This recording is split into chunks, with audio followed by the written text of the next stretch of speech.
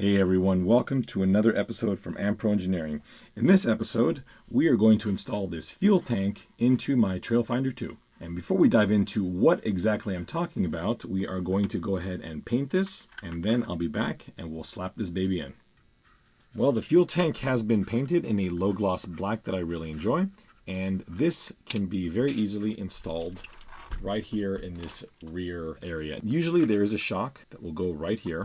In fact, I have test fit this. It'll fit in the center, the outer, but not the innermost position, simply because I needed some way of holding this thing together. At the rear, it will use these two holes to hold it in place. And this can be further detailed. You can see that at the bottom, this is where the fuel pickup would be in the return line. There is your fuel filler neck. And I am going to be storing my ESC in here because I simply don't want to have a bunch of stuff on the battery tray. At this point here, it's time to install this. You are going to want to make sure to clean these holes out. Just drill them out with a 3mm drill bit. These will not be tapped because this cross member here is threaded. So what you're going to want to do is simply inserting a screw into this will simply push it into the hole, and therefore it will no longer be able to move downward. At the rear, we will snug these up with a standard M3 machine screw and a washer. The screws have been installed here, and two more M3 screws have been put at the back. I'm now tapping these holes with an M3 tap, which is what they are designed for. Please do not use a self-tapping screw, and also do not apply much load when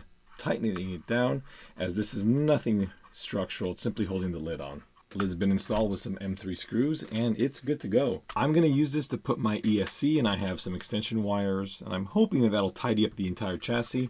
You can use this to store change for the meter. It's like a little piggy bank, actually. Speaking of the opening, there's also a version of this that is completely enclosed. So if you do want to store a receiver in there, you don't want to have the fuel cell. This particular model of Trailfinder 2 having two fuel tanks simply means it's good for longer periods of exploration, in case you're wondering why there's a fuel cell and a fuel tank, which I think looks quite scale underneath. And you can see that it does have little notches here to clear the shackles.